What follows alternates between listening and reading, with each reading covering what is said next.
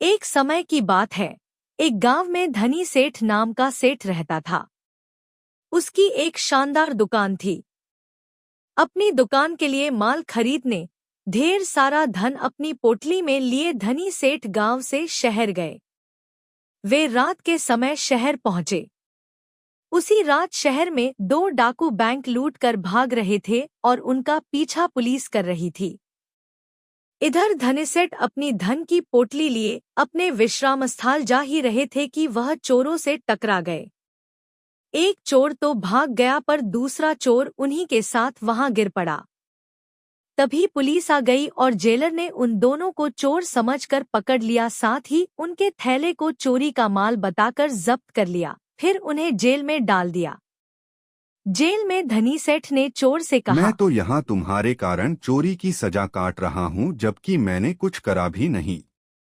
इस पर चोर कहता है, तुम परेशान मत हो भाई और मेरे साथ यहाँ से भाग चलो। कल मेरा दूसरा साथी आएगा और वह जेल के पीछे की दीवार पर खड़ा रहेगा। मैं यहाँ से उससे रस्सी फेंकूंगा, वो उसे पकड़ेगा और मैं रस्सी के सहारे जेल फांद जाऊंगा और तुम भी मेरे साथ ऐसे ही करना तो तुम भी आजाद हो जाओगे।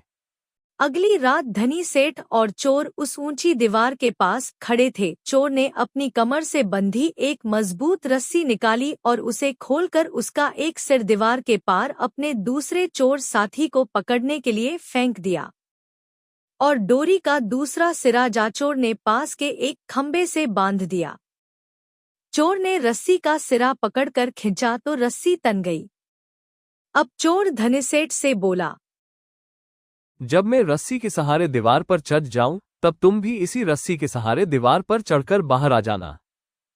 चोर अब दीवार से उस पार उतरने लगा। अचानक धनीसेठ के दिमाग में जाने कहां से बुद्धि की एक लहर आ गई और उसने चुपके से रस्सी के दूसरे सिरे को काट दिया। तभी चोर आधार में था। डोरी टूटते ही वह धड़ाम से जमीन पर आ गिरा। उसके धमाके से जेलर दौड़ते हुए आया और चोर को जख्मी हालत में पकड़ लिया गया। धनीसेठ चारदीवारी के पास ही खड़े थे, इसलिए उनका बयान लिया गया।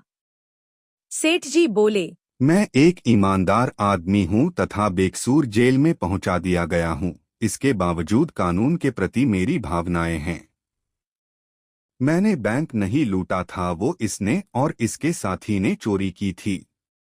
अगर आपको मेरी बात पर विश्वास नहीं है तो दीवार के दूसरी तरफ जाकर देख ले, वहाँ इसका दूसरा साथी चोर खड़ा है। जेलर ने अपने आदमियों को देखने भेजा और वह उस दूसरे चोर को भी पकड़ लाए।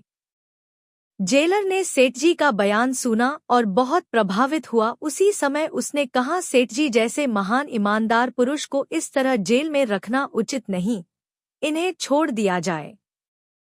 और इस तरह सेठ जी ने अपनी सूझबूझ से अपनी ईमानदारी और सत्यता को पुलिस के सामने पेश करा और उन्हें जेल से ही आज़ादी मिल गई और वो वापस अपने शहर चले गए।